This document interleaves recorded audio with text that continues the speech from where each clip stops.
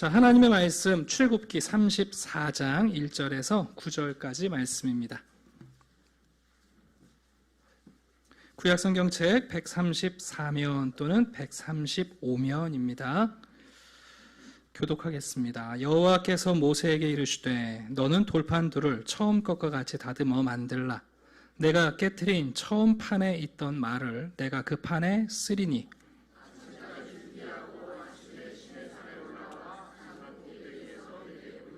아무도 너와 함께 오르지 말며 온 산에 아무도 나타나지 못하게 하고 양과 소도 산 앞에서 먹지 못하게 하라.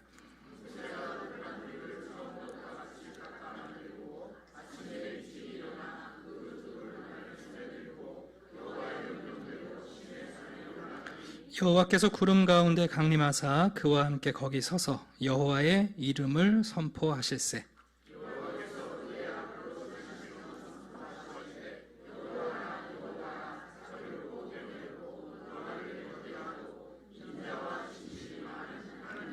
인자를 1000대까지 베풀며 악과 과실을 죄를 용서하리라. 그러나 벌을 면제하지는 아니하고 아버지의 악행을 자손 3,4대까지 보응하리라.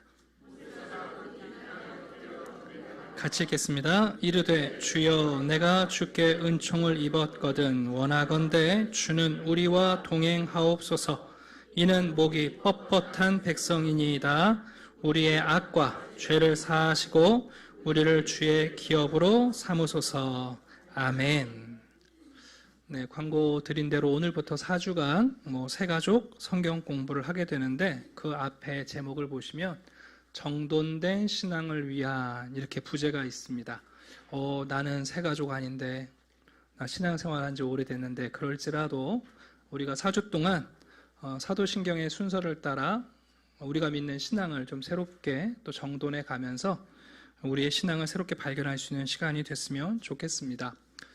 이제 시작하기 전에 설명을 좀 드리면 왜 목사님은 주일날 이 귀한 시간에 일주일에 한 번밖에 없는데 2년에 또는 3년에 한 번씩 굳이 새가족 성경 공부를 주일날 하는가 궁금 안 하신가요? 네, 궁금하실 수 있죠. 제가 한 30년 이상 목회하다 보니까 대부분의 성도님들이 주일 중심의 신앙생활을 하거든요. 그러면 주일날에만 예배를 드리고 또 주일날에만 교회에서 훈련을 받으시는 분들은 사실 성경 공부라든가 또 심지어 새가족 성경 공부를 배우지 못할 경우가 굉장히 많아요. 체계적인 신앙 훈련을 받기가 힘들기 때문에 그래서 주일 오전 시간에 그래도 몇 년에 한 번이라도 우리가 신앙을 좀 정돈할 수 있으면 좋겠다 하는 생각이 하나가 있고요. 우리 교회가 이제 제가 찾아보니까 2020년도에 이 과정을 했었고 이제 3년이 지났는데 3년 사이에 우리 교회 새로 오신 분들이 한 70명 이상 되세요. 그러니까 또 그분들을 위해서도 해야 되고 또 한 가지는 우리가 신앙생활을 오래 해왔습니다만 우리가 이제 신앙 설교를 듣고 예배를 할 때 좀 파편적으로 신앙의 내용들을 듣게 돼요. 그것을 내가 잘 정리할 수 있으면 좋겠는데 퍼즐 맞추기처럼 또 그러지 못할 때가 있거든요. 그래서 이 4주의 시간을 통해서 우리가 좀 우리의 신앙을 한번 정돈해보고 체계를 좀 다시 잡고 또 우리가 놓쳤던 것은 무엇인가 확인하는 시간이 됐으면 좋겠습니다. 괜찮으시죠? 네. 이 교재를 잠깐 소개해드리면 먼저 교재를 쓰신 분이 유명하지는 않은데 여러분이 잘 아시는 분이에요. 조일남 목사라고. 네. 유명하진 않은데 여러분이 잘 아실 거예요. 네. 다행이죠. 제가 이제 그 부교육자 생활하면서 새가족 관련된 교재를 한 40권 이상을 운영해 봤어요. 우리 주일학교도 사실 신앙교육을 할 때 어떤 교재를 선택할까 굉장히 고민이 많습니다. 전사님들이 새로 오실 때마다 어떨 때는 파이디온 교재를 하죠. 교단 교재를 쓰지요. 또 새로 나온 어떤 아이들에게 흥미있는 교재를 선택하기도 해요. 교재가 참 중요한데 우리나라 신앙 훈련 교재들은 대부분 외국에서 번역되어 온 것들이 기초예요. 교재들마다 특징이 있고 또 장단점이 있는데 이제 제가 제 나름대로 교재를 운영하다 보니까 가장 좋았던 교재는 미국의 베델 출판사에서 나왔던 세븐스텝이라는 교재가 가장 좋아요. 근데 7주이고 또 분량이 좀 많아요. 그래서 우리 실정에는 맞지 않고 제가 그래서 늘 새가족 꼭 필요한 신앙의 내용들을 어떤 것을 언급하면 좋겠는가 고민하다가 제가 이제 한샘교회 와서 약 6년 전에 이 교재를 처음 만들었고, 그 다음 할 때 조금 더 수정 보완했고, 이번에도 약간 수정 보완이 되어 있어요. 그래서 계속해서 좀 보완해 가는데, 교재를 이렇게 만든 이유 중에 하나는 뭐냐면 한 4주 정도가 적당한 것 같고, 또 목차를 보시면 여러분 1과 제목이 뭐예요? 하나님과 나. 2과는요 예수님과 나. 3과는 성령님과 나. 4과는 교회와 우리. 근데 이거는 그냥 제가 정한 게 아니라 우리가 매주 고백하는 사도신경의 신앙 고백문이 이 순서대로 되어 있어요. 교회에 오랜 우리 선배들께서 성령의 감동 가운데, 영감 가운데 우리의 신앙을 이렇게 정리하는 것이 가장 좋겠다 해서 우리에게 가르쳐준 신앙 고백문을 따라 좀 정리를 했고요. 그리고 질문과 이제 대답, 요리문답 형식으로 되어 있는데, 또 너무 질문이 많으면 복잡하잖아요. 또 질문이 너무 짧으면 더 궁금한 게 있어서 7가지 정도로 매 과를 구성했습니다. 이제 가장 좋은 것은 질문도 있지만 답도 있다는 거. 그래서 제가 여러분한테 안 물어도, 또 물어도 여러분이 당황할 일이 전혀 없잖아요. 우리가 교실 들어가면 제일 걱정되는 게 뭐예요? 선생님이 나를 지목해서 질문할까 봐. 우리가 얼마나 떠는지 몰라요. 근데 다행히 이 교재는 답이 다 달려 있으니까 제가 물어보면 여러분이 이따가 좀 큰 소리로 답변하시면 좋겠습니다. 자, 이제 4주 동안 이 교재로 진행을 할 터인데, 먼저 1과 제목이 뭐죠? 하나님과 나에 대한 거예요. 우리가 이 세상에 태어나서 배워야 할 게 좀 많아요. 처음에는 대소변 가리는 거, 기저귀 벗는 것부터 배우죠. 아니, 그 전에 엄마 젖 빠는 것부터 배워요. 그리고 좀 잘하면 우리가 언어도 배우고, 또 어렸을 때 유치원 가서 이제 사회생활도 시작하고. 사실 여러분 배우지 않으면 우리가 살 수가 없죠. 신앙도 마찬가지인데요. 여러분, 신앙에서 우리가 배우는 것, 먼저는 내 자신을 내가 가리키는 것도 중요하고, 또 내가 가지고 있는 신앙을 누군가에게 전수하기 위해서 우리가 배우고 학습하는 일이 매우 중요합니다. 그러니까 이 교재를 우리 같이 공부해 갈 때 여러분들에게도 여러분이 가르쳐야 되겠지만, 누군가가 기독교 신앙에 대해서 물을 때 이렇게 알려주면 좋겠다, 그런 변증적인 목적을 갖고 같이 귀 기울여 주시면 조금 더 좋을 것 같아요. 제가 처음부터 좀 읽어볼게요. 이 교재는 신앙생활을 시작하는 당신을 돕기 위한 겁니다. 어떻게 여러분들도 지금 신앙생활을 하고 계신가요? 보통 이제 물어봐요. 선생님은 어떻게 신앙생활을 하시게 됐습니까? 그러면 많은 분들이, 대부분은 그래요. 한 20%는 어렸을 때부터 엄마 손에 이끌려 교회 나왔습니다. 그런 분들이 있고, 나머지 대부분들은 인생 살다 보니까 좀 어려운 일이 있어서 병에 걸리든지 사업이 어렵든지, 아니면 이대로 살다가는 큰일 나겠다. 인생이란 게 뭔가 있는 것 같은데 내가 이대로 흘러 떠내려가면 안 되겠다. 그래서 신앙생활을 시작하게 됐습니다. 이런 고백이 대부분이에요. 여러분, 종교라는 말이 영어로 religion이라고 하는데, 그게 라틴어의 religio라는 단어에서 왔어요. 보통 영어의 접두에 리가 붙으면 다시, 이런 의미가 있잖아요. 그리고 religio라는 말은 여러분이 아는 로직이라는 단어와 같은 어원이에요. 그 얘기는 뭐냐? 이 단어는 이런 의미가 있어요. 어떤 배가 노도 없고 돛도 없이 그냥 떠내려가고 있는 거예요. 흘러가는 대로 흘러가는 배.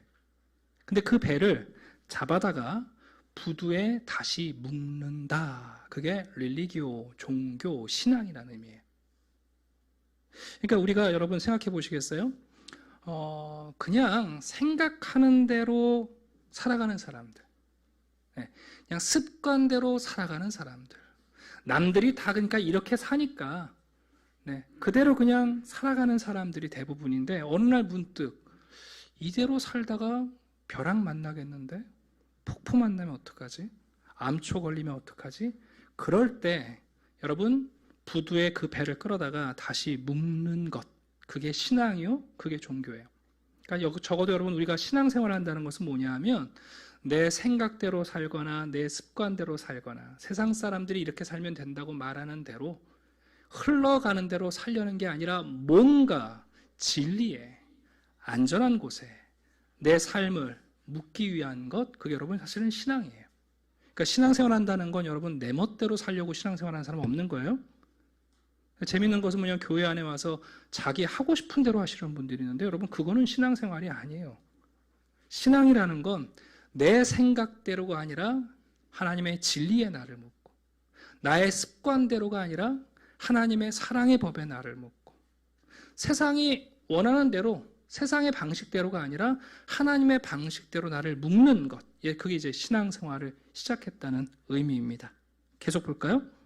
앞으로 우리는 하나님의 말씀인 성경을 통해 꼭 필요한 영적 진리를 배우게 될 것입니다. 그런데 여러분, 딱 잘못해서 묶기는 묶었는데 부두가 아니라 옆에 같이 떠내려가는 배에 나를 묶으면 어떻게 되겠어요? 아이고, 나 묶었으니까 안심이다. 근데 하필이면 묶은 데가 부두가 아니라 옆에 떠내려가는 배에다 나를 묶으면 어떻게 되겠어요? 그러니까 여러분, 참된 신앙이라는 건 바른 부두에 우리를 묶어야 되는데, 그러면서 기독교 신앙은 하나님의 계시의 말씀인 하나님의 말씀, 이 영적 진리에 우리를 묶는 거예요. 그러니까 교회에서 신앙 훈련을 한다. 이건 뭐냐면 하나님의 말씀에 우리를 묶는다. 궁극적으로 그 말씀을 하신 하나님에게 나를 묶는다. 그런 의미가 있습니다. 자, 이제 이 성경 공부를 진행할 때 주의사항이 있어요. 혹 당신이 세상에서 많은 학문을 연구하고, 우리 교회 안에도 전문가 분들이 많으세요. 특정한 분야에, 어떤 분야의 전문가들이 많으세요. 사실 여러분, 전문가라는 말은 그 분야에 대해서 잘 안다는 거지, 사람이 모든 영역에 여러분 다 깊이 있게 아는 사람은 아무도 없어요. 제가 누누이 말씀드리잖아요. 제가 순댓국집 아들이잖아요. 제가 목회 30년 했는데 순댓국을 30년 이상 팔았단 말이에요. 그 백종원 씨가 TV에 나와서 가끔 뭐 식당 얘기하고 그러면 그런가 싶다. 그분이 순댓국 얘기하면 유치해요. 제가 더 깊이가 있거든요. 무슨 얘기예요, 제가 지금? 여러분, 우리가 하나님 말씀을 배울 때 내가 가지고 있는 어떤 전문 지식, 나의 숙련된 기술, 그건 우리가 최고일 수 있어요. 그러나 여러분, 모든 영역에, 모든 것에 여러분 다 아는 사람은 아무도 없어요. 그러니까 우리가 하나님 말씀을 배울 때 먼저 겸손해야 돼요. 네. 자, 계속 읽어볼까요?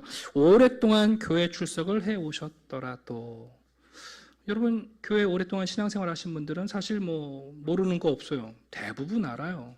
어떤 분들은 웬만한 젊은 교육자들보다 더 많이 아시는 우리 중직자들이 있어요. 그럴지라도 여러분, 하나님 말씀 앞에서는 겸손히 우리의 마음을 낮추는 것이 필요합니다. 그리고 왜 그런가?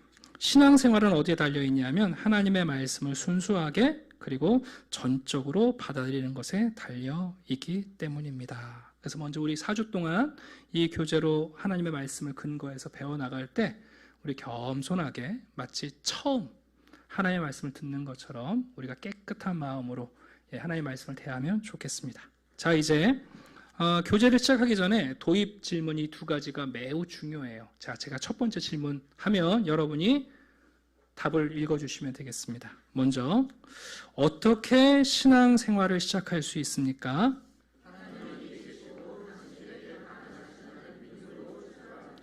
네, 어떻게 하면 신앙생활을 출발하는가? 뭐 교회 오면 출발되는가? 그럴 수도 있고 아닐 수도 있어요. 네. 여러분, 히브리서 보니까 11장 6절 말씀 같이 읽어봅시다. 시작. 믿음이 없이는 하나님을 기쁘게 하지 못하나니 하나님께 나아가는 자는 첫 번째 반드시 그가 계신 것과 두 번째 또한 그가 자기를 찾는 자들에게 상 주시는 이심을 믿어야 할지니라. 여러분, 신앙생활을 언제 출발하는가? 첫 번째는 하나님이 계시다고 믿어야 출발이 돼요. 근데 믿기는 믿는 것 같은데 유사 믿음이 있어요. 그게 뭐냐면 가정이에요. 여러분, 파스칼이라는 분 아시죠? 계산기를 만들었던 팡세를 쓰신 분인데, 이 파스칼이 한 번은 무신론자하고 논쟁을 했어요. 하나님이 계시냐 안 계시냐 열띤 논쟁을 했어요. 누가 이겼을까요? 승부가 안 났어요. 근데 마지막에 파스칼이 한마디는 했어요. 그런데 당신 말대로 하나님이 안 계시다고 해도 나는 손해볼 게 없는데 만약 하나님이 계시다면 당신은 큰일이다. 그리고 끝났어요. 괜찮은 변증이긴 한데 여러분 성경적으로 온전한 신앙은 아니에요. 파스칼이 온전하지 않다는 뜻이 아니라 무슨 얘기냐면 임마누엘 칸트라는 대단한 철학자가 현대 철학의 아버지라고 하는데 그분이 이런 얘기를 했어요. 신이 있는지 없는지 검증할 수 없고 신이 있는지 없는지 우리가 확인할 바는 없다. 그러나 그분의 철학을 요약하면 하나님이 계신다고 가정하고 살면 그 사회가 조금 더 도덕적, 윤리적이 될 거다. 이게 여러분 칸트 철학의 핵심입니다. 그게 무슨 순수 이성이라니 그 얘기가 그거예요. 하나님이 계시다고 가정하면 사람들이 죄를 들지지 않겠느냐. 좀 착하게 살지 않겠느냐. 여러분 이게 문제가 뭐냐 하면 하나님이 계신 것을 믿는 것과 하나님이 계시면 좋겠다는 가정은 다른 거예요. 교회 안에서 여러분 하나님이 계시면 좋지 뭐 애들들 거짓말 안 하고 착하게 살고 말 잘 듣고 하나님이 계시다고 가정하는 건 하나님이 계시다고 믿는 것과 다른 거예요. 성경은 하나님이 계시다고 가정하며 윤리적 도덕적으로 살라는 게 아니라 하나님이 계신 것을 믿어야 한다는 거예요. 두 번째는 하나님이 계신다고 믿기는 믿는데 그 하나님은 하늘에 계시고 나는 땅에 있어서 하나님과 내가 아무 관련이 없다. 이신론적인 믿음이 있어요. 근데 아니죠. 히브리서가 분명히 얘기해요. 하나님께 나아가는 자는 첫 번째 그분이 계신 것을 믿어야 하고 두 번째 그분이 우리에게 상 주시는 분임을 믿어야 한다. 여러분 이슬람교가 철저한 유일신론 아닙니까? 근데 놀랍게 여러분 이슬람교의 핵심이 이신론이에요. 이슬람교는 절대로 알라에게 이 땅에 임재하시옵소서 이런 기도 안 해요. 큰일 나요 그럼. 왜 이슬람이 자기가 순교하고 그들이 그렇게 철저하게 율법적으로 사냐면 알라 이 땅에 내려오지 말라고 그러는 거예요. 이해 가세요 여러분? 알라가 이 땅에 내려오면 큰 심판을 당하기 때문에 이 땅에서 우리가 목숨을 내걸고 율법을 지킬 테니까 알라는 그냥 하늘에 계십시오. 그게 여러분 이슬람의 무시무시한 이신론 신앙이에요. 여러분 기독교는 그렇지 않아요.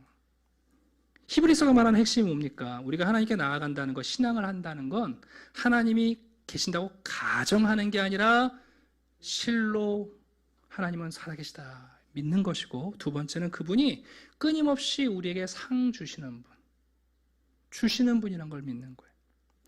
신앙생활을 까딱 오해하면 하나님께 무엇을 바친 것으로 신앙생활을 규정하는 분들이 있어요. 여러분 신앙은 하나님께 바친 것으로 규정하는 게 아니라 하나님께 받은 것으로 규정하는 거예요. 좋은 신앙은 하나님께 많이 바치는 신앙이 아니라 하나님께 많이 받는 게 좋은 신앙이에요. 여러분 이해 가시죠?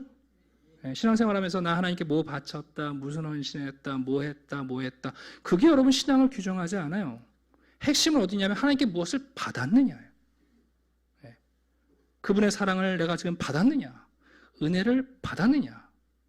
그러니까 오늘도 주일인데 여러분 교회 와서 내가 예배를 어떻게 드렸고 헌금을 얼마나 드렸고 내가 어떤 헌신을 했고가 만족이 아니라 오늘 우리의 예배를 하나님이 우리에게 무엇을 주신 게 중요한 거예요. 말씀을 우리에게 주셨고 기도 응답을 또 주셨고 사람들을 우리에게 주셨고 좀 이따가 수건도 우리에게 주시고 뭐 이런 거 받는 게 중요한 거예요. 그러니까 받을 때 여러분 우리가 감사합니다 하는 거지 뭐 이런 걸 이게 여러분 신앙이 아니라는 거예요. 자, 여러분 되게 중요한 질문이에요. 신앙생활을 어떻게 시작하느냐 반드시 두 가지가 있어야 돼요. 하나님이 계시다고 가정하면 안 돼요. 그분이 계신 것을 믿어야 돼요. 두 번째는 그분이 우리에게 끊임없이 뭘 자꾸 주시려는 분이라는 걸 여러분 우리가 그 경험을 해야 되는 거예요.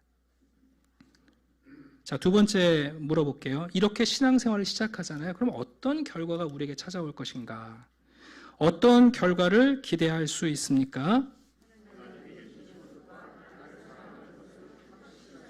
네, 하나님이 계시다고 믿고 그분을 신뢰하며 살아가다 보면 정말 하나님이 계신 것을 확인하게 돼요. 네, 이건 뭐 부정할 수 없이 확인이 되는 거예요. 매사에 하나님을 믿고 신뢰했던 사람은 매사에 하나님이 함께 하신 것을 알게 돼요. 아주 가끔 하나님을 인정해도 그 가끔도 하나님이 여러분 계신다는 것을 알게 하세요. 그러니까 신앙은 확신이 생겨요. 두 번째는 뭐냐 하면 하나님이 어떤 분이라고요? 자꾸만 우리에게 뭘 주시려는 분이에요. 하나님은 자꾸 우리에게 뭘 주시려는 분이에요. 그러니 여러분 우리가 어떤 생각해도 하나님은 나를 사랑하시는구나 그거 확신하게 되는 거예요. 여러분, 내가 하나님께 자꾸만 뭘 드리면서 하나님이 나를 사랑하는가 안 사랑하는가, 네? 기분을 했는데 테이크가 오는가 안 오는가, 그게 아니라 늘 하나님이 내게 뭘 주시는 걸 경험한 사람은 하나님의 사랑을 확신하게 됩니다. 잠언 8장 읽어볼까? 자, 시작. 나를 사랑하는 자들이 나의 사랑을 입으며 나를 간절히 찾는 자가 나를 만날 것이다. 그래서 신앙을 요약하면 이거예요. 믿음으로 시작해서 사랑으로 맞춰야 돼요. 자, 다시요. 신앙은 믿음으로 시작해서 사랑으로 맞춰야 돼요. 근데 어떤 분들은 믿음으로 시작해서 끝까지 믿음으로 가는 분들이 있는데 이건 신념이지 신앙이 아니에요. 여러분, 죽으실 때 주님 믿습니다 하고 죽으시면 안 돼요. 우리가 죽을 때쯤 되면 하나님의 사랑을 확인하고 주님, 이 마지막 주님의 사랑에 나를 맡깁니다 하고 떠나셔야지 마지막까지 불안해 믿습니다 아니에요, 여러분. 그러니까 믿음으로 신앙은 출발하지만 반드시 사랑으로 열매 맺는 게 신앙이에요. 거꾸로 하시는 분들이 있어요. 사랑으로 시작했다가 믿음으로 끝나는 분들이 있어요. 보통 여러분 자유주의 학자들은요, 사랑으로 시작해서 사랑으로 끝나요. 밑도 끝도 없는 사랑이에요. 그게 여러분 뭐냐면 이제 여러분 사랑이라는 게 하나님이 돼버리는 거예요. 그러니까 여러분 자유주의 신학자들은 사랑을 말하지만 그들에게는 못할 일이 없는 거예요. 여러분 꼭 제가 지금 드리는 굉장히 중요한 얘기예요. 신앙은 어떻게 출발하는가? 하나님을 가정하면 안 돼요. 하나님이 계신 것을 믿으셔야 돼요. 그 계신 하나님이 나에게 자꾸만 무엇을 주시려는 분이라는 사실을, 그것을 우리가 기대해야 되고 경험해야 돼요. 그럼 그 결과가 뭐냐? 정말 하나님이 계시는구나 확신하게 되고 하나님께 늘 받으며 살기 때문에 그분의 사랑을 의심하지 않아요. 그러니까 처음에는 작은 겨자씨만한 믿음으로 시작했는데 이제는 여러분 움직이지 않는 사랑으로 우리가 마치게 되는 게 신앙의 여정이에요. 혹시 여러분들은 이제 믿음으로 시작하셔서 잘 안 믿어져서 지금도 믿습니다 하고 믿음의 씨름을 하고 계신 분들이 있을 수도 있어요. 그러나 여러분 그 믿음의 여정의 결국은 하나님의 사랑으로 안심하게 되는 거예요. 저는 교회 안에서 믿음을 강조하는 것은 좋지만 그러나 여러분 반드시 우리의 신앙의 여정은 마지막에 사랑으로 끝나야 돼요. 자, 이것을 기억하고 우리 교제를 이제 본격적으로 시작합시다. 자, 1번 질문입니다. 참 중요한 질문이죠. 여러분, 하나님이 계시다는 것을 어떻게 알 수 있을까요? 다시. 예. 하나님이 계시다는 것을 어떻게 알 수 있습니까? 예전에는 제가 청년들이 목사님, 하나님 계신 걸 어떻게 알아요? 그러면 제 나름대로 막 설명을 하고 논증하려고 애를 썼어요. 그래서 뭐 과학적 정보도 갖고 오고 유명한 사람 말도 인용하고 그런데 제가 성경을 읽다 보니까 로마서 1장 19절에 하나님께서 그 질문에 이렇게 답변하세요. 뭐 우리 같이 읽어봅시다. 시작. 이는 하나님을 알만한 것이 그들 속에 보임이라. 하나님께서 이를 그들에게 보이셨느니라. 창세로부터 그의 보이지 아니하는 것들 곧 그의 영원하신 능력과 신성이 그가 만드신 만물의 보용이 알려졌나니 그러므로 그들이 핑계하지 못할지니라. 여러분, 하나님은 당당하세요. 하나님 계신 것을 우리가 어떻게 알 수 있습니까? 그랬더니 하나님의 답변이 뭔지 아세요? 야, 내가 너희들 안에 창세 이후로 내가 있다는 것을 부정할 수 없이 핑계할 수 없이 난 충분히 알려줬다. 그게 하나님의 답변이에요. 우리가 믿든지 안 믿든지 나중에 영원한 세계가 열릴 때 하나님을 마주할 터인데요. 그때 안 믿는 사람들은 핑계대지 않겠습니까? 하나님, 저 하나님 계신지 몰랐습니다. 하나님이 계셨다면 제가 이렇게 안 살았겠죠. 그럼 하나님 뭐라고 그러실까요? 아, 미안하다. 내가 너한테 말을 안 해줬구나 그러실까요? 아니요. 하나님이 그러실걸요. 여러분, 어린아이들 가운데는 무신론자가 없어요. 여러분, 인류 역사 가운데 신을 부정했던 시대는 딱 200년이에요. 16세기에서 18세기까지 합리주의가 주도했던 세상밖에 없어요. 여러분, 우리 시대의 종교와 신앙이 여러분 무시당합니까? 죄송한데요. 오히려 수많은 종교가 더 흥왕하는 시대가 우리 시대예요. 사회학자들은 이제 더 이상 종교는 사라진다고 얘기하지 않습니다. 그 헉슬리 이후에 벌써 구식이 된 지식이에요. 한국의 가짜는 지식인들이 종교는 사라진다고요. 그거 여러분 무식한 얘기고요. 18세기 지식이에요. 지금 여러분 미국과 서구를 가보세요. 종교가 없어집니까? 아니에요. 더 종교를 찾아요, 사람들이. 여러분, 우리 안에 하나님에 대한 알만한 것이 있어요. 애써 핑계를 대고 있으니까 우리가 하나님이 안 계셔야 된다고 주장하는 거지, 그 핑계 싹 걷어버리면 여러분, 하나님의 증거는 무한해요.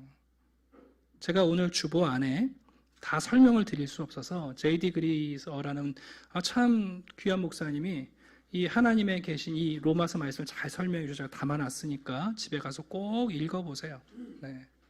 그리고 나서도 하나님이 안 계신다고 생각하면 그럼 무식한 사람이에요. 네. 여러분, 세상 나가셔서 어떤 사람이 야, 신은 없다 그러잖아요. 죄송합니다만 무식한 사람이에요. 여러분, 우리나라 지난 반세기에 가장 탁월한 지성인이라는 이어령 박사님 이제 소천하셨습니다만, 여러분, 우리나라 지식인 가운데 그만한 여러분 학문적 지식과 실용적 지식과 실리적인 활용을 하신 분이 어디 있습니까? 네. 그 이어령 박사님 여러분 자신의 젊은 날의 모든 학문을 포기할지언정 신을 인정하고 하나님을 경외하고 마지막에 여러분 하나님 앞에서 자기 신을 갈구하며 여러분 마지막 시간을 보내셨어요. 누가 무식한 건지 몰라요. 여러분, 로마에서 하나님이 당당하게 말씀하십니다.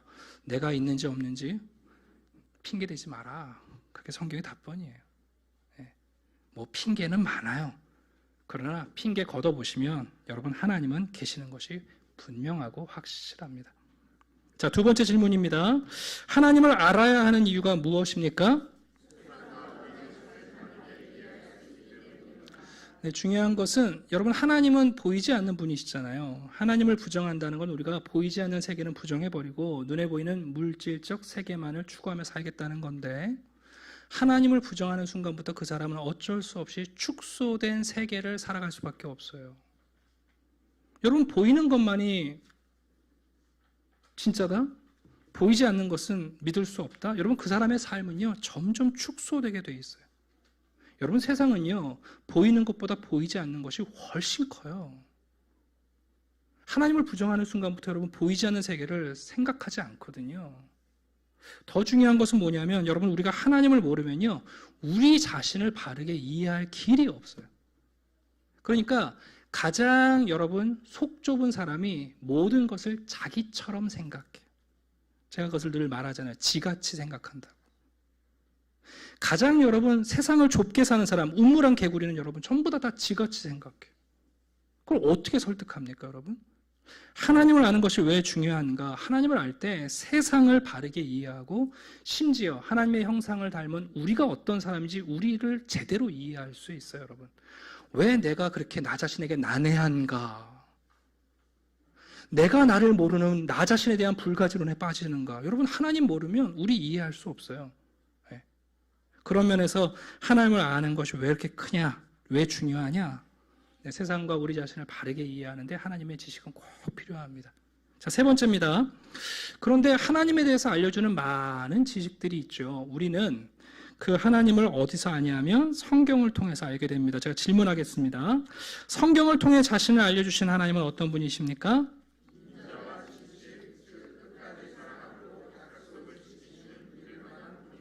네, 좀 이야기를 해드리면 모세는 애굽에 가서 자기 백성을 구원하시는 하나님의 능력을 경험했어요. 이집트에 10가지 신들을 무너뜨리는 하나님의 기적을 받고, 심지어 여러분 흐르는 물을 멈추시고 젖은 땅을 마르시는 창조주 하나님의 능력을 경험하고 백성들 여러분 출애굽시켰어요. 근데 모세는 하나님의 능력은 경험했지만 아직 하나님의 정체는 잘 몰라요. 광야에서 이스라엘 백성들을 이끌어갔던 모세가 너무 이상한 거예요. 왜? 아니, 애굽이란 나라와 파라오를 하루아침에 죽이시는 하나님인데 이 죄 많은 백성들을 용납하고 용서하고 이들이 배고프다면 만나 주시고 목마르다면 반석에서 물을 내시는 하나님을 모세가 이해할 길이 없는 거예요. 여러분, 하나님의 능력을 경험하는 것과 하나님을 아는 것은 같지 않습니다. 네, 여러분들이 집에서 냉장고가 고장나서 AS 기사를 불러서 그분이 와서 5분 만에 기계를 고치는 능력을 봤어도 그분에 대해서 아는 게 아무것도 없는 거예요. 하나님이 죽은 자를 살리는 능력을 행하시는 것을 여러분 눈앞에 봐도 그분이 어떤 분인지는 알 수 없어요. 그래서 모세가 여러분 출애굽기 33장에서 부탁하는 거 아닙니까? 하나님, 제가 궁금합니다. 제가 하나님의 능력은 경험했는데 대체 하나님은 어떤 분이십니까? 하나님의 정체가 궁금합니다. 그때 하나님 여러분 알려주신 게 뭐예요? 우리가 조금 전에 읽었잖아요. 나는 인자와 진실이 풍성하다. 이게 하나님의 자기 정체예요. 여러분, 인자라는 말은 히브리 말의 헤세드, 사랑이고요. 그리고 여기 진실이라는 말은 에메트, 진리라는 말인데, 하나님은 자기를 어떻게 소개하셨냐면 나는 무한한 사랑이고 그리고 변함없는 진리다. 에메트라는 이 히브리 단어가 매우 재밌어요. 히브리 알파벳의 첫 단어, 마지막 단어, 그리고 가장 가운데 단어, 요 세 개의 알파벳이 모아서 만들어진 단어가 에메트예요. 진리. 무슨 뜻일까요? 처음과 끝, 그리고 사실은 모든 과정이 동일하고, 그것이 진실이라는 뜻이에요. 여러분, 하나님은 어떤 분이십니까? 우리를 끝까지 사랑하시고 약속을 지키시는 분이에요. 여러분, 사랑이라는 건 강하냐 약하냐가 중요하지 않고 많으냐 적으냐가 중요한 게 아니라 그 유효기간이 중요한 거예요. 우리가 우리 시대에 착각하는 게, 여러분, 큰 사랑이 아니에요. 유효기간이 짧으면 무의미한 사랑이에요. 작은 사랑도 여러분, 그 사랑이 끝까지 가면 소중한 거예요. 하나님 말씀하시는 거예요. 나는 인자하다. 내가 끝까지 사랑이다 하시는 거고, 그리고 하나님은 약속을 지키는 신실한 분이다. 그분을 우리에게 알려주셨어요. 여러분, 이게 하나님에 대한 가장 온전한 지식이에요. 이해가시죠? 이거 탁 놓치시면 또 하나님을 지같이 생각합니다. 하나님도 이런 일은 못 참아 이런다고. 내가 하나님이라도 그 얘기 꼭 하는 거예요. 그래서 그건 지 같은 하나님이지. 죄송해요, 용서 들으세요. 그건 자기 같은 하나님이지. 하나님이 자기 계시를 하신 거예요. 나는 인자와 진실하다. 여러분, 이거 꼭 기억하시고 우리가 발견해 갑니다. 자, 4번입니다. 그런데 이 인자고 진실한 하나님이 대체 나랑 무슨 관계가 있습니까? 놀라운 사실은 이 인자와 진실하신 하나님이 우리의 아버지시라는 거예요. 여러분, 이렇게 중요한 관계가 어디 있어요? 여러분, 이런 놀라운 사건이 어디 있습니까? 하나님은 우리를 지으신 분으로서 아버지시고, 우리를 날마다 돌보시는 아버지이시고, 그리고 여러분, 우리의 필요를 채우시는 아버지세요. 여러분, 가정에서 부모가 자녀의 쓸 것을 준비하지 않습니까?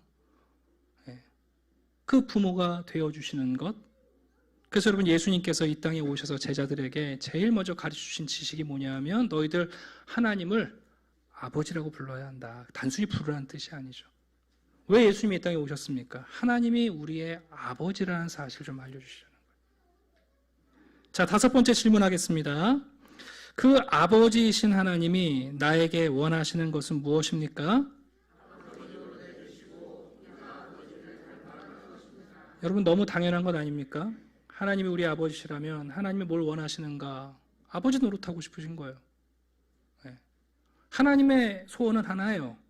우리에게 아버지 노릇해주고 싶으신 거예요. 여러분, 선지서를 읽다 보면요, 하나님의 탄식이 들려요. 그게 뭡니까? 야, 내가 너희들의 아버지고 내가 너희들의 아버지 노릇해주려고 하는데 왜 용돈이 필요하면 나한테 와야지 바알한테 가서 용돈 구워 달라고 그러냐. 내가 너희 아버지인데 너희들을 위해서 거주지를 마련해 놨으니까 밤이 되면 아버지 집에 들어와서 잠을 자야지 왜 저 애굽 호텔에 가서 자려고 그러냐. 그게 여러분 하나님의 탄식이잖아요. 하나님이 이스라엘 백성들에게 아버지 노릇해 주시겠다는데 여러분, 이스라엘 사람들 거부하는 거 아니에요? 됐습니다. 우린 바알을 내 남편, 내 아버지라 부를 겁니다. 그거잖아요. 하나님께서 우리에게 아버지 노릇해 주시면서 여러분 정말 바라는 게 뭐예요? 그 하나님을 닮아가기를 바라시는 거예요. 아버지를 닮은 아들들이 되기를 원하는 거예요. 우리 미가서 한번 읽어봅시다. 시작. 사람아, 주께서 선한 것이 무엇임을 내게 보이셨나니 여호와께서 내게 구하시는 것은 오직 정의를 행하며 인자를 사랑하며 겸손하게 내 하나님과 함께 행하는 것이 아니냐. 아버지의 그 무한한 사랑을 받은 자녀들로서 우리도 또 다른 인격인 사람들을 사랑하게 되는 거고, 하나님은 진실하시지만 우리는 진실하지 못하니까 약해서, 그러니 진실하지 못한 대신에 겸손하게 진실하신 하나님과 동행해 가는 것. 여러분, 그게 하나님이 우리에게 바라시는 거예요. 자, 근데 여기서 문제가 생겼어요. 그렇게 사랑이 많으시고 그렇게 진실하신 분이 우리 아버지시고 아버지 노릇하려고 안달나셨다면 왜 우리가 살아가는 세상이 이렇게 엉망인가 하는 질문이에요. 여러분, 하나님을 믿든 안 믿든 이 세상이 정상이 아니다. 그건 모든 사람이 하는 얘기예요. 야, 세상이 미쳐 돌아간다. 이게 정상적인 세상이냐? 이게 말이 되는 세상이냐? 여러분, 이건 모든 사람들의 탄식이에요. 뭐 그걸 신학적으로 얘기할 필요 전혀 없어요. 네, 애들한테 만나갖고 야, 니네 반에는 어떻게 반이 좋니? 문제 없니? 우리 반 별거 아니에요. 문제 심각해요. 네, 어린아이들도 그래요. 그럼 여러분, 세상에 이렇게 문제가 생기는 게 대체 누구 탓인가? 제가 질문해 볼게요. 그럼에도 불구하고 당신의 삶이 만족스럽지 않다면 그 이유는 무엇입니까? 네, 이제 여기서 참 어려워져요. 많은 사람들은 세상이 왜 이렇게 말썽이냐, 엉망이냐, 누구 때문이라는 거예요? 하나님 때문이라는 거예요. 하나님만 아니면 내가 하나님보다 더 나은 인격이 돼서 천국 만들 수 있는데 하나님 때문이라는 거예요. 그 사단이 여러분 제일처럼 유혹한 거 아니에요. 네가 하나님보다 못한 건 하나님이 먹지 못하게 한 선악과 때문이다. 그거 아닙니까, 여러분? 근데 여러분, 정말 그럼 세상이 이렇게 엉망이 된 게 하나님 때문입니까? 여기서 우리가 정직해져야 돼요. 여러분들은 하루에 죄를 몇 번 지으세요? 우리가 좀 부족해서 실수할 수도 있죠. 우리가 잘 몰라서 판단착오를 할 수도 있어요. 노골적으로 죄를 지을 때도 있죠. 습관적으로 죄를 지을 때도 있습니다. 말과 행동과 태도로, 생각으로. 여러분, 하루에 여러분들은 훌륭한 분들이니까 제가 하루에 3번만 죄를 짓는다고 쳐드릴게요. 하루에 3번만 죄를 짓는다고. 네. 근데 문제는 뭐냐면 여러분, 집에 가시면 가족들이 한 4명쯤 되잖아요. 엄마, 아빠, 자녀 둘. 그 가족들 학교 가고 직장 생활하시고 함께하는 시간이 많지 않은데 여러분, 하루에 3번씩만 죄를 짓는데 4명이 모이면 우리 가정에 몇 번 죄가 등장할까요? 12번. 그러니 30분에 한 번씩 문제 생기는 거예요. 제가 농담이 아니라 주일이면 우리가 한 200명 성도들이 우리 이 좁은 공간에서 모여서 생활하고 교제하는데 오늘 여러분들이 아무하고도 안 싸우고 집에 갔다? 기적이에요. 네, 물론 꽉 억누르고 계셔서 그럴 수 있지만 오늘 예배드리고 교제하고 가는데 마음이 상하지 않고 기뻐서 갔다? 놀라운 은혜예요, 여러분. 이건 진짜 하루에 3번씩만 죄를 지어도 세상이 불행해질 수밖에 없는데 여러분, 어떻게 여러분 세상이 문제가 생기게 하나님 때문입니까? 이번에도 투르키예와 시리아에서 지진이 일어나니까 대번에 사람들이 뭐라고 그래요? 말하기 좋아하는 사람들. 야, 하나님이 계시면 이런 일이 왜 일어나냐? 20만 명을 땅에 몰살하는 신이 무슨 사랑의 하나님이냐? 제가 그랬거든요. 야, 근데 왜 너 푸틴 욕은 안 하냐? 하나님을 욕하는 것만큼 전쟁을 일으키면 왜 푸틴 욕은 안 하냐? 여러분, 사람들이요,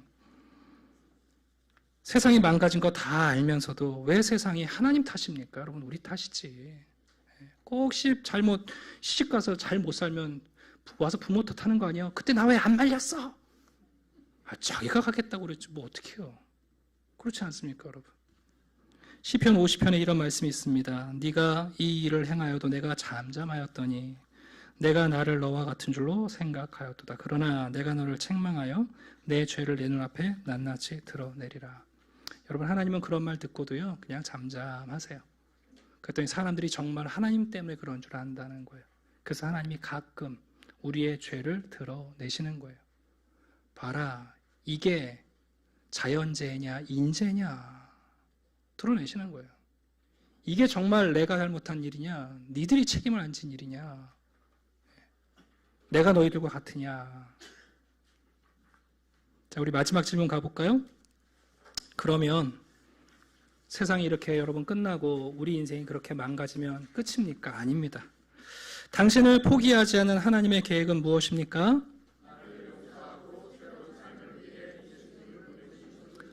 또 어떤 사람들은 이것도 불평해요. 왜냐하면 그렇게 함부로 용서해주면 되냐는 거죠. 아니, 세상에 신이 무슨 그렇게 함부로 용서해주면 되냐는 거 아니에요.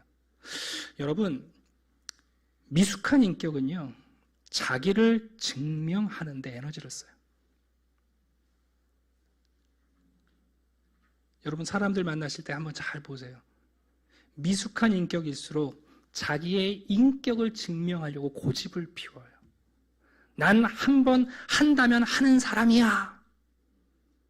그 실수했으면 안 해야지. 실수로 말 뱉은 걸 왜 하려고 합니까? 자기의 인격이 약할수록요, 자기 인격에 여러분 견고함을 보여주려고 고집을 피워요. 저는 장을 지지겠다는 분을 많이 봤는데 장 지짐을 한 번도 본 적이 없어요. 근데 여러분, 탁월한 인격이신 하나님은 자기 인격을 증명하기 위해 우리를 제거하시거나 포기하시지 않아요. 하나님이 하나님 되시려고 우리를 포기하시지 않아요. 여러분, 그분의 사랑과 그분의 진실하심은 죄인을 용서하시는데 자기 인격의 증명에 훼손이 있지 않으신 분이에요. 그게 여러분 복음인데 그걸 그렇게 받아들이기 힘든 거예요, 사람들은. 자꾸 우리들은 하나님한테 하나님처럼 행하라는 거 아니에요. 그러니까 죄인들을 죽이라는 거 아니에요. 하나님이 하나님처럼 해야 되니까 죄인들을 죽이라고 요구하는 거예요. 근데 하나님이 야, 내가 너한테 왜 나의 인격을 증명해야 되냐? 내 사랑은 무한하고 나는 진실하다 하고 여러분, 하나님은 기꺼이 우리를 용서하시고 죄인된 우리에게 새로운 삶을 여시는 분이에요. 이거를 우리 인격으로는 이해 못하는 거예요, 여러분. 그래서 복음을 거절해요, 사람들이. 왜 그렇게 쉽냐는 거예요. 하나님이 하나님답게 좀 무게 잡아야지. 여러분, 하나님 그런 데 관심 없어요. 네. 사랑은 여기 있으니 우리가 하나님을 사랑한 것이 아니요 하나님이 우리를 사랑하사 우리 죄를 속하기 위하여 화목제물로 그 아들을 보내셨습니다. 네. 우리가 하나님에 대해서 오늘 배워가면서 제가 좀 몇 가지 중요한 얘기를 드렸는데요. 꼭 기억해 주세요. 여러분, 하나님이 계시다는 것 가정법 아니에요. 오랫동안 신앙생활하면서도 여전히 하나님을 가정하고 신앙생활 하시는 분들 계세요. 여러분, 하나님 가정법 아니에요. 하나님은 여러분 끊임없이 우리에게 무언가를 주시려는 분이에요. 우리가 믿고 그분과 동행해 보시면 하나님이 계시다는 걸 확신하게 되어 있고요. 하나님께 무엇을 바치는 게 신앙이 아니라 받는 게 신앙이에요. 꼭 잊지 마세요. 바치는 게 신앙이 아니라 받는 게 신앙이에요. 하나님이 계시냐 안 계시냐, 여러분 거기에 에너지 낭비하실 필요 없어요. 우리 핑계만 제거하면 확실해요. 하나님이 어떤 분이시냐, 그분은 인자와 진실하신 분, 우리에게 아버지 노릇해주고 싶어 하세요. 여러분, 하나님 뭐 큰 욕심이 있으십니까? 우리한테 아버지 노릇 해주시겠다는 거 아니에요. 근데 왜 자꾸만 바알한테 가서 내 남편이고 내 아버지라고 그러냐는 거죠. 네. 여러분, 세상이 이 모양 이 꼴이 된 건 하나님 때문이 아니에요. 우리는 아주 가끔 죄를 짓지만 가끔 죄를 짓는 우리가 함께 모여 있으면 지옥이 되는 거지, 그게 왜 하나님 탓입니까? 하나님은 자기 인격의 손상을 두려워하지 않으세요. 우리를 용서하시고 우리에게 새로운 삶을 열어내시는 분이, 그게 복음이죠. 자, 마지막 읽고 마치겠습니다. 제가 읽을게요. 마치는 글입니다. 다음 주에 우리는 하나님이 우리를 위해 보내주신 예수 그리스도에 대해 더 많은 것을 배우게 될 것입니다. 오늘 새롭게 알게 된 하나님과 당신에 대한 사실을 믿음으로 받아들이십시오. 이 진리가 당신의 인생과 기쁨과 감사, 만족스러운 삶으로 인도하는 비밀이 될 것입니다. 아멘. 자, 신앙은 주셨다, 받았다, 가졌다. 그게 하나님과의 관계에서의 비밀입니다. 따라해 보시겠어요? 주셨다, 받았다, 가졌다. 네, 우리가 무엇을 바쳤느냐가 아니라 무엇을 받았느냐가 하나님과 우리의 관계의 핵심입니다. 기도드리겠습니다. 아버지 하나님, 감사합니다. 오늘도 우리에게 은혜를 주시는 하나님, 자녀의 권세를 주시고 우리를 받아주시고 놀라운 은사와 삶에 필요한 모든 것을 공급하시는 우리 아버지 되시니 감사합니다. 하나님이 우리의 아버지 노릇하실 수 있도록 인자와 진실한 하나님을 닮아 우리도 인자하고 또 겸손히 주님과 동행하는 진실한 성도들이 되게 해 주시옵소서. 세상에 무너진 상황을 볼 때마다 감춰진 인간의 죄를 탄식하게 하시고 그럼에도 불구하고 우리를 용서하며 새로운 길을 여시는 하나님의 변화없으신 지혜 앞에 오직 찬양하고 하나님 겸손히 주님을 따르게 해 주시옵소서. 오늘도 우리에게 주시고 우리가 받고 이제는 우리가 소유하게 하시니 감사합니다. 감사드리며 예수 그리스도 이름으로 기도드립니다. 아멘.